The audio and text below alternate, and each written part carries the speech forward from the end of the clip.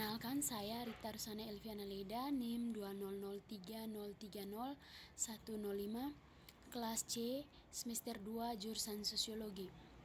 Saya akan mempresentasikan hasil review buku kedua, mata kuliah Teori Sosiologi Klasik, dengan judul Sejarah Sosiologi Klasik.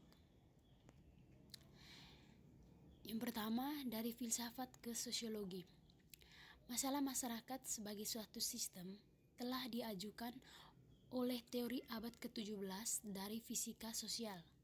Sejauh masyarakat dipresentasikan sebagai bagian dari alam, ilmu sosial menjadi secara metodologis merupakan bagian dari ilmu pengetahuan alam.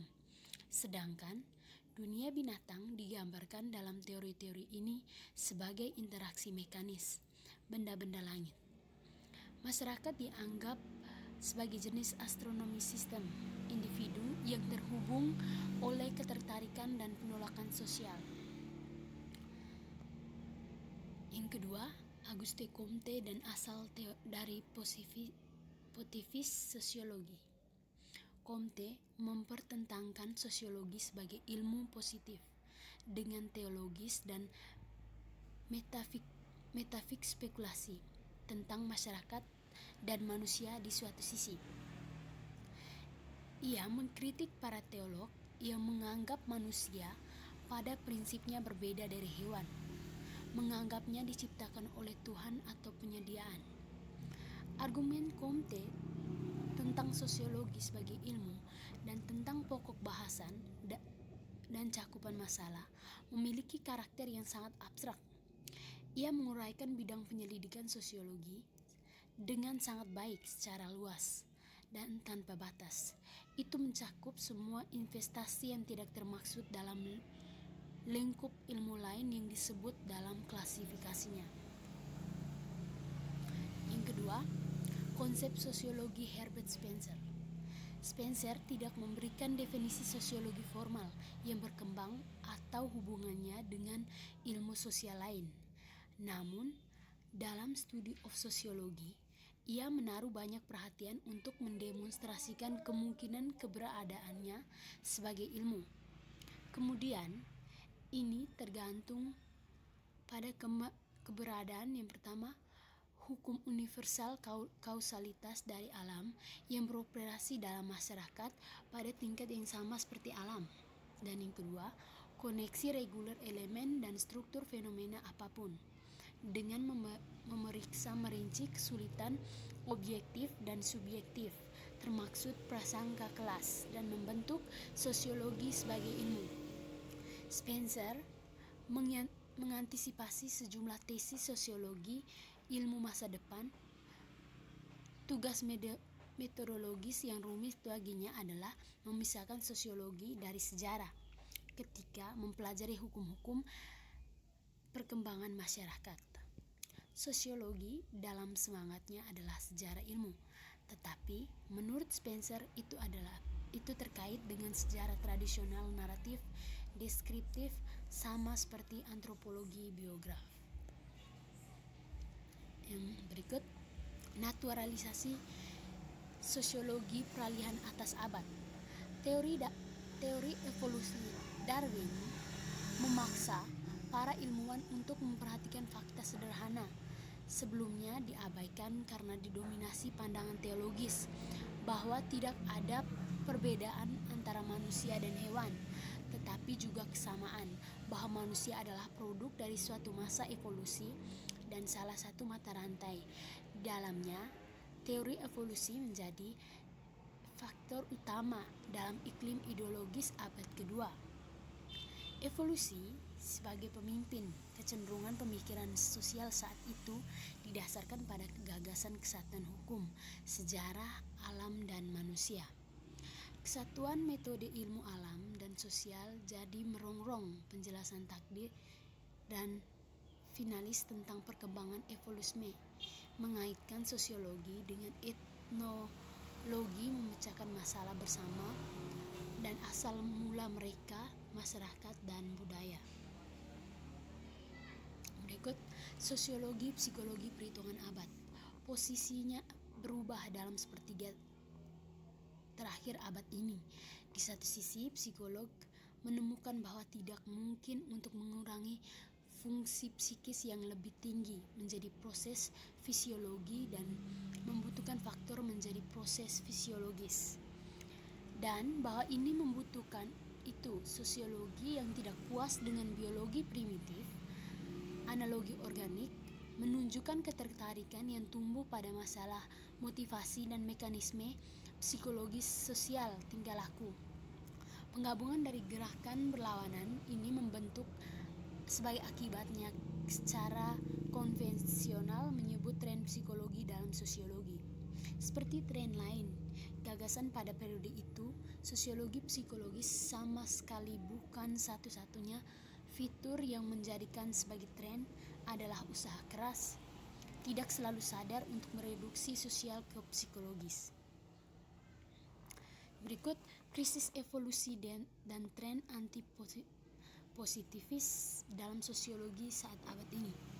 Sejarawan sosiologi dahulu mendefinisikan garis utama polemik ini. Positivis dan neodalis sama-sama bermusuhan dengan konstruksi spekulatif ontologis tradisional filsafat sejarah dan menekankan karakter pengalaman empiris konkret sosial pengetahuan, tetapi mereka memahami sifat dan fungsinya secara berbeda. Positivisme membela prinsip kesatuan. Semua pengetahuan ilmiah berusaha keras memperluas metode penyelidikan ilmu alam.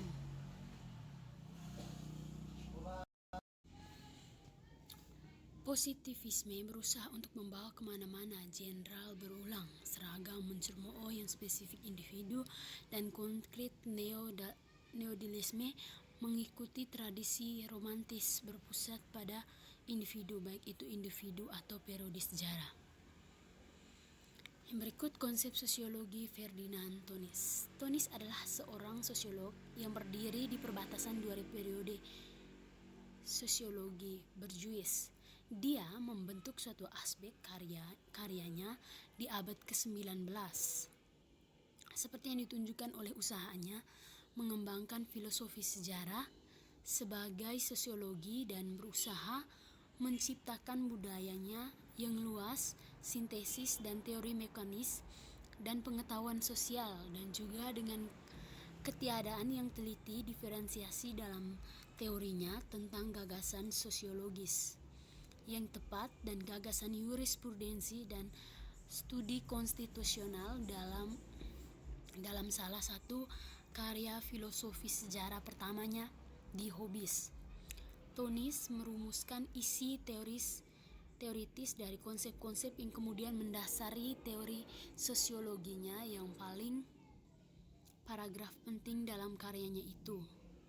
Dari sudut perkembangannya, ide kurang lebih jelas sebagai beberapa penerus Hobbes mencari dukungan dalam dirinya untuk konsepsi kedaulatan absolut dan dari keinginan komunal. Berikut sosiologi George Simmel. Sosiologi tulisan Simmel muncul seperti sains lainnya dari kebutuhan praktis sebagai senjata dalam perjuangan untuk eksistensi. Penyajian masalah sosiologis muncul pada pergantian abad ke-18 dan ke-19, paralel dengan kebangkitan politik massa dan kegiatan praktis dalam memperjuangkan haknya melawan kepentingan individu yang terpisah karena kelas-kelas kekuatannya melawan kekuatannya terdiri dari makhluk sosial. Mereka daripada yang terlihat signifikasi individu yang didasarkan pada kesadaran teoritis. Mengikuti praktik hubungan kekuasaan, tulisannya menjadi dapat dimengerti sekaligus fenomena setiap individu ditentukan oleh besarnya pengaruh dari lingkungan manusia. Saat itulah masyarakat Eros masa lalu bersama dengan masyarakat saat ini dan kemudian juga masyarakat pada umumnya sebagai substansi pembentuk esensi individu seperti bentuk laut, ombak, dan itulah gagasan tentang esensi sosial manusia dan peristiwa sejarah mulai terbentuk dan pengetahuan tradisional masyarakat memperoleh. Dalam salah satu karyanya sebelumnya, dia mengusulkan untuk menganggap sejarah masyarakat sebagai sejarah psikis atau fenomena mental. Yang berikut, sosiologi Emil Durkheim. Ia mengakui sosialisme sebagai gerakan sosial yang sangat penting, terutama kaum sosialis Saint-Simon dan Marx. Tulisannya mengakui bahwa masyarakat modern berbeda secara radikal dan masyarakat jenis tatanan sosial tradisional telah merumuskan program reorganisasi sosial untuk mengatasi krisis yang disebabkan oleh peralihan dari yang lama ke yang baru. Sosialisme adalah cita-cita itu tumbuh dari rasa keadilan dan simpati terhadap kemiskinan kelas pekerja dulu di atas segala, sebuah rencana untuk rekonstruksi masyarakat, sebuah program untuk kehidupan kolektif yang tidak masih ada dan diusulkan kepada laki-laki sebagai pilihan yang layak.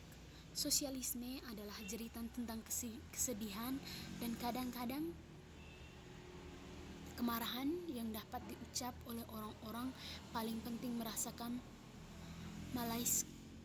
masalah kolektif ini. Yang berikut, sosiologi Max Weber. Sebagian besar pembentukan pandangan sosiopolitik dan posisi teoritis Max Weber ditentukan oleh situasi sosial dan politik di Jerman pada kuartal terakhir abad ke-19 dan oleh keadaan sains pada saat itu, terutama keadaan ekonomi, politik, sejarah, dan filosofi sosial. Perjuangan dua kekuatan sosial merupakan karakteristik dari situasi di Jerman saat itu, yaitu The Junker, terkait dengan kepemilikan tanah skala besar yang menyimpang dari adegan sejarah dan kelas kapitalis yang sedang mengkonsolidasi berjuang untuk kemerdekaan politik. Yang berikut, yang terakhir, sosiologi di revolusioner Rusia. Pembubaran sistem feodal dan asal mula kapitalisme industri menjadi masalah dari teori utama untuk studi sosial Rusia pada waktu itu. Seperti yang dikatakan Lenin, karena ciri-ciri sejarah spesifik negara, ekonomi campuran, sejumlah penyintas perbudakan, komunitas tani, dan lain-lain. Masalah ini memiliki karakter diskusi tentang kebutuhan dan keinginan evolusi kapitalis, liberal intelektual, demokrasi yang mencerminkan kepentingan demokrasi petani, menentang kapitalisme, meskipun dimulai dari teori yang sama sekali berbeda. Argumen metodologis dan ideologis menggabungkan demokrasi kelas menengah yang radikal, anti program feodal, dan dengan gagasan sosialisme tropis kaum intelektual sekaligus ditentang sisa-sisa perbudakan dan perkembangan kapitalis di Rusia. Sekian